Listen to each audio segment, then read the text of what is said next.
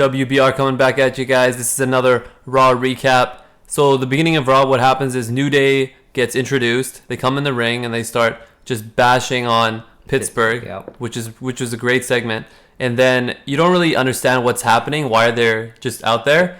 But then you figure out that it's to introduce Sheamus and to have a little celebration for him winning the title, because they didn't really do it last week too much, so they did it this week. And then what happened was Roman Reigns eventually comes. Superman punches him and then takes the title, goes in the back. So the question I have is, would you rather have this happened, like Sheamus wins the title, right, or Roman Reigns to have won the title in the last pay-per-view? Well, that's an interesting question. But for short-term purposes, I would say I would rather have this. Because if you guys were watching the opening segment, it was hilarious.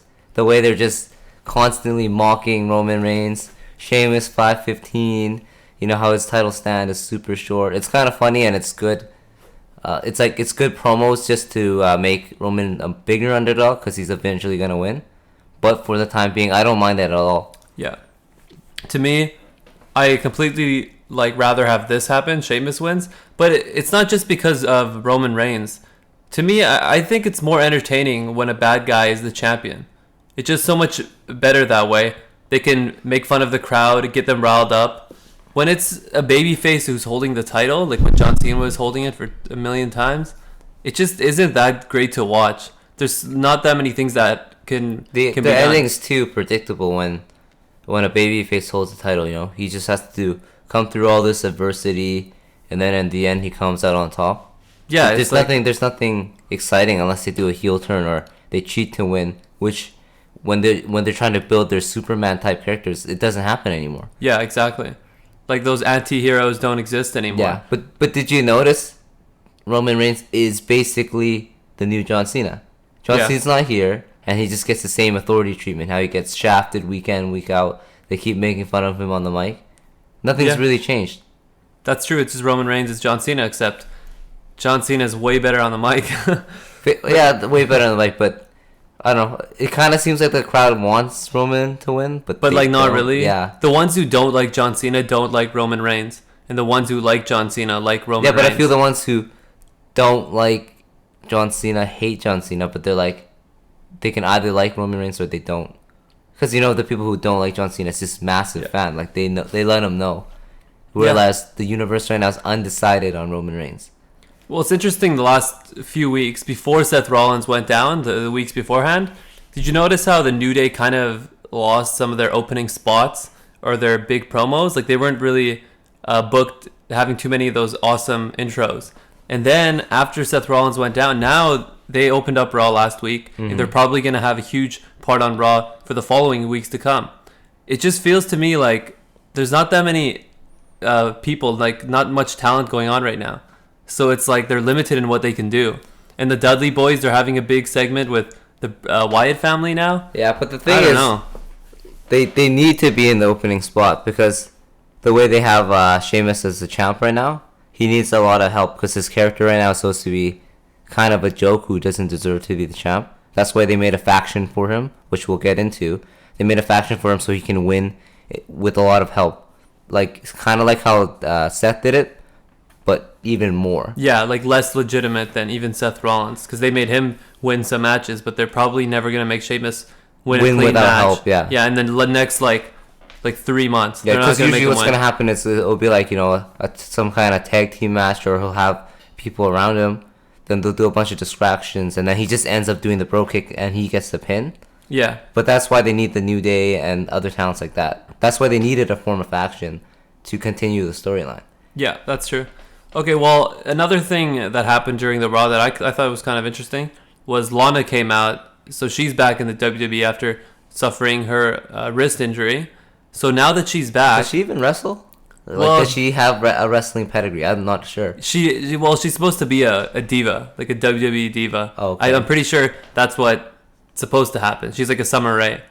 They can wrestle, but they have this kind of character. Yeah. So I'm pretty sure she's going to end up becoming a real diva and actually fighting and maybe contending for the championship. But can she hold her own against these new quote-unquote divas who are supposed to be legitimate and what have you? I really don't know, like, with that being said. But so she came back after that whole TMZ thing, whatever. She's engaged to Rusev. So what do you think this means for Rusev? Because he's been losing a lot of matches. He's kind of been a joke. But now that he has Lana back, maybe they're going to make him win a lot more matches and become that fearsome competitor he was before. But now that Seth Rollins is down. Probably not. He's probably just going to be another one in the League of Nations. Oh, yeah. Who helps Sheamus just get wins. Because, like, in the League of Nations, they have Alberto Del Rio. He's already holding the title. Yeah. Then you have Sheamus, obviously, holding the title. And then the New Day. They're already champs, so he can't take any belts from them. Mm-hmm. Then they have Wade Barrett. Then they have Wade Barrett and him, but what are they going to do? Because Dean will probably win the IC champ or Kevin Owens, which is weird why Kevin Owens didn't join this league, because he's Canadian. Oh, yeah. I don't. Maybe they have bigger plans for him. They want to make him a bigger name. Yeah. But they decided not to attach Well, regardless, my point is they don't really have a spot for him to become that beast, because usually they have to hold some kind of title. And if he were going after the U.S. title, it would make sense, but he can't really because of Alberto Del Rio. And he's also in this league. He's in that faction, right? It doesn't really make sense unless the title switches hands, which it probably won't until John Cena comes back. Yeah, probably. But that's the kind of interesting thing. Lana's back. The League of Nations, that happened after it was Roman Reigns in that 5:15 match. You're hilarious. I love the Sheamus 5:15. Yeah, that's just great. And then he was wearing the t-shirts and everything. It was trending on Twitter. Yeah, I want one of those t-shirts. Yeah, he's just making fun of him. All this is great. Yeah. So then that match, it was kind of stupid. Wade Barrett comes in, starts beating up Roman Reigns, so then he wins by disqualification. Yeah. That's what sets up into the League of Nations, which sets up for the main event, which was the 4-on-4 match that became a 7-on-4 match that pretty much didn't have any implications afterwards. It was well, at least the WWE creatives are listening to us. Oh, yeah, we wanted a faction. They gave us a faction. Yeah. However, like the quote-unquote good side faction, like the Usos, Roman Reigns, Dean. Yeah. It's kind of weak. The Usos, are you kidding me? Those are becoming top-tier guys. They are really desperate right now. No John Cena. Well, they were tag guys for a while until the guy got hurt, right? Jimmy, I think. Jimmy Uso got hurt, but it kind of makes sense. They're cousins of Roman. But, it's just terrible. I hate the spot they put Dean in because he has to be in this faction, the good guy. The more I watch it, the more I dislike his character. So the next question I want to ask is, if it were up to you, what would you do to try to fix his character? Because I think him as a talent, he has so much potential for the company to put them in a lot of good places. But right now his character is awful. Everybody expected a heel turn.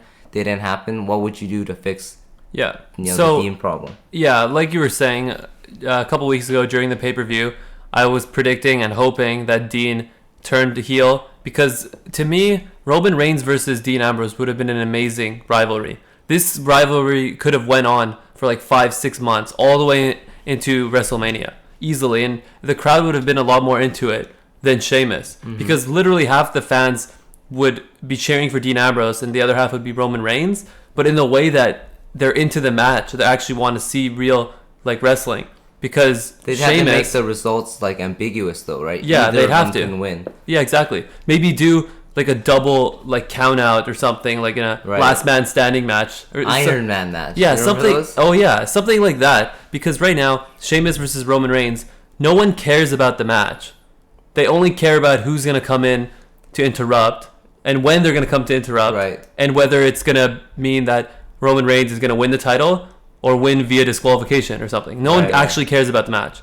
So if Dean Ambrose was a bad guy, people would be into the match itself, because he could legitimately win it, and the crowd would love it. It would be great for ratings. Right. The rivalry would go on. So, to me, the only way they could fix Dean Ambrose's character is make him do a heel turn still.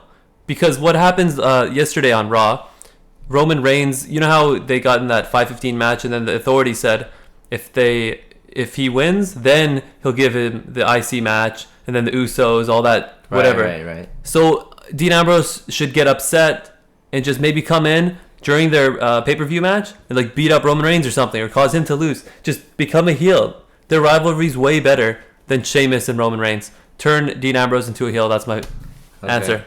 Well, the way I would do it, it's sort of a heel turn, but not really. But I think they just gotta make him more into a Stone Cold kind of character. That was the original idea behind this character. But what I mean by Stone Cold kind of character is where the universe doesn't know if he's a heel or a babyface. He's crazy. He just does whatever to benefit himself or whatever he feels for that week, right? If Roman Reigns screwed him over, he'll beat him up. If Sheamus and them are in the way, he'll beat him up. You know, like he's just in it for himself. He's crazy, and then it'll make him a major player. And then whoever he decides to help, he'll become a big force. Say he decides to help the League of Nations, then they have a huge handicap. The Crazy Dean is on their team, and vice versa, right? If he decides to help Roman Reigns, it's a huge advantage for them if he becomes that kind of character. You know what I mean? Yeah, definitely. Yeah, he is supposed to be that kind of loose cannon. I think that was the original idea. But then they made him too much of a babyface. That just makes me think he's selling a lot of T-shirts or something. I guess, maybe, but... But one thing I think is a little bit overdue, and that I am predicting and hoping it happens, is Vince McMahon shows up to one of the events. Like, let's say next week, because honestly, I'm pretty sure no one really cares about the TLC pay-per-view. The card is just not good. I think the last time he came was when John Cena got the Authority fired. Oh. And then when he comes in the limo, he's just disappointed in the Authority. You know how long ago that was? That was Survivor Series of last year. Right? Yeah. So that was more than a year ago. If that was the last one. I honestly don't remember. Well, at least that's the last one I remember. Yeah. But to me, Vince McMahon coming in would be a huge deal. It could set up for better ratings for the pay-per-view. Because a lot of people right now are not really anticipating it too much. Shane McMahon coming back? That would be amazing. And feuding with the Authority. However, I don't think so. He has his own business thing or something in real life coming back. But something like that, Vince McMahon or Vince McMahon's wife, something, that would be really interesting to me. Yeah, but the creators are so safe nowadays. You don't get any of these swerve kind of... But the talent, it's just... I'm telling you, they're limited in what they could do. No John Cena, no Seth Rollins. It's just... there's not that many things that. But even with those two, it's like even with them, the talent pool is still kind of thin. Yeah, especially for 3-hour segments. Yeah, if it was 2 hours, it would be a little bit better. But I mean, like they keep bringing back all these vets and stuff just to get a little pop, like the Dudley Boys. Now they brought back Tommy Dreamer. Yeah, they're really getting desperate. Well, another interesting that happened though on Raw, which was kind of cool. Becky Lynch talks to Charlotte in the back, and she wants to set up a match with her just because it would be fun or whatever. They talk about how they used to always do it in NXT. It's like old times or something.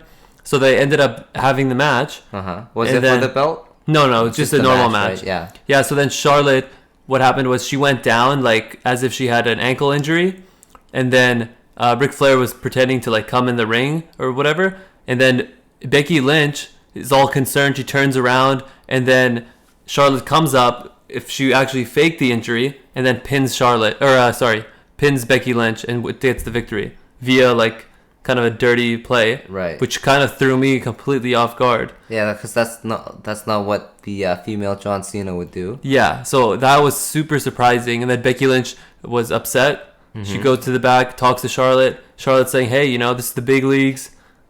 That's just the way it goes now. It's not NXT anymore. You got to do whatever you do." So what do you think about this? What does that mean for the Divas division? I guess maybe if they're listening to us, they'd break up all these teams and then kind of just make different tiers of Diva superstars and give them different time segments for different feuds. Yeah. However, I don't know, they keep trying to legitimize the Divas Revolution, whatever, but then all the problems they make it so girly still. Where it's like, oh, you did this, I'm upset at you. We're talking to the back. It's like if it's the male division, they settle it with a match or with a promo, but they don't go backstage complaining about how their feelings are hurt and what have you. Okay, yeah, that's a good point. It's just I was completely thrown off. To me, I like that because Charlotte just being a typical John Cena character, that would have been terrible if it kept going on for a few months. So this is kind of a little bit of a curveball. Caught me off guard, which kind of leaves the next few Raws open. That's kind of interesting though, right? You can have two heels fighting for the belt, and that's super fun. The cheating, kind of any means necessary Charlotte to win. Yeah. And then just the rampaging Paige Yeah, that's kind of cool. So I like that. If they do that, they should do that for the main belt too, right? It's like it doesn't have to be a babyface versus the heel. Yeah, it doesn't have to be two baby faces, such as the Dean and Roman idea, or it can be two heels. Oh, and not to mention, like, Randy Orton hasn't been on. Randy Orton, John Cena, and Seth Rollins. That's quite a bit of people that... Yeah, and then Cesaro's injured too. Cesaro, yeah. Oh, man. Maybe they're going to make Miz get into title contention with the IC or something. Maybe. He just does random Miz TVs. Yeah, and his he's promos are great. Yeah. He actually makes a pretty big impact on the show. I thought when he was interviewing Rusev and then Lana, you know, just the fact that he's there and hosting Miz TV. Yeah. And then Rusev was like, hey, control the crowd. This is your show. And like, they really pushed that. Yeah. That it's his show. It's Miz TV. So you think that TMC thing was for real? I think it was for real, yeah. It's like, that's pretty... I don't know. It like wastes the universe's time so much. Like for 4 months, they're trying to do that love triangle thing. Then their real life problems got in the way. Like they put it on Instagram. Yeah. And then the company's like, well, what do we do now? Yeah, to me, that was a legitimate thing. It threw away their storylines. Yeah, that's how it is. Like, because we all know kayfabe's dead in this day and age. But like, come on, you still gotta not do those kind of things to mess with storylines. Yeah, that's the thing. But it's so difficult, and it was like a lot of people. It's weird nowadays, right? Because like they're like, all right, check this on Twitter, check this person's Instagram, but on the Instagram, it's not their character, but they still promote it on the show. It's trending number one, as if people know it's fake. But then when they're announcing the match, they make it try to seem as if it's real. It's like, so which one is it? It's really confusing. It's like some fantasy world. It's like parallel universe that's next to it. You have the real Instagram, but then the WWE and their careers are like just parallel universes side by side. Yeah, I guess it's kind of hard for them to try to keep the kayfabe while there's so much social media, because they need to utilize it to expand the company. But it goes against the whole fiber of what pro wrestling is, supposedly. Because even though Lana and Rusev were feuding the whole time, and then how Lana went with Dolph Ziggler and Rusev with Summer Rae, like everybody knew that Rusev and Lana were still dating though. Like even then, but it was all over the social media. Throw like engagement rings and say all this stuff and expect the fans to just not acknowledge that while they watch a Raw segment, right? I can kind of blame the WWE like writers. It's like they're gonna be seeing each other in real life on the street. But it should just be on like a diva or a superstar's contract. Yeah. Don't do those kind of things, because they're gonna put the creatives in such a bad spot, because they want to go one direction. They can't just bend over because in real life they're doing X, Y, and Z, right? It's like you're a professional. You shouldn't be. Yeah, but to me that's the creator's fault. They shouldn't be doing something that Rusev and Lana are going to be seeing each other in real life, and people are going to see them out on the streets. Rusev and Lana shouldn't agree to go with that angle. Yeah, but they have creative saying too, right? Yeah, but they probably don't have as much as like John Cena or any of the other guys. This is Rusev and Lana. They're nobodies. Yeah, but they could have been fired for something just like this, something as simple as this. Yeah, they could have. But the fact that they are seeing each other in real life and are engaged for real life, WWE shouldn't be pushing them to do something that's kind of out of the ordinary. Lana and Dolph Ziggler had to hang out so much for Instagram, and just to like do all these pictures. But which goes back to my point of which one is it? Is it like... Yeah, they're promoting both. It's like, which is confusing to me. It is confusing. So it's like kind of stupid. They need like a personal account and a WWE account. Because like it's getting to that point. But well, that's a lot. We broke down a lot for 1 week. I really don't know what's gonna happen next week on Raw though. Yeah, I kind of like the mystery. Yeah, but the lack of talent really. I don't know. I just want Vince McMahon to show up. That's what I'm hoping. More surprising things to happen. Yes. Instead of the same old. Bring some random people in. Bring Finn Balor. It's about time. I know. Something like that, but they better make something interesting for TLC. Yeah, because no one's anticipating it whatsoever. So nobody was anticipating Survivor Series, and then they kind of did the swerve. That's true. But then they were supposed to run off that momentum, but it's like it's kind of already over. It's like, yep, he screwed over Roman. Now it's like now they have no fuel left for this pay-per-view. If Roman just wins the next pay-per-view clean, that would be so bad. But he's not. But he's not going to, because this whole League of Nations thing, they're not going to build it up all for that. It's kind of just stalling until more talent top tier talent comes back. Right? Until Seth Rollins comes back. That's what I'm waiting for. Yeah. Well, that's that, guys. For at least for this week. Yeah. That's WBR, guys. We'll see you next time. Peace.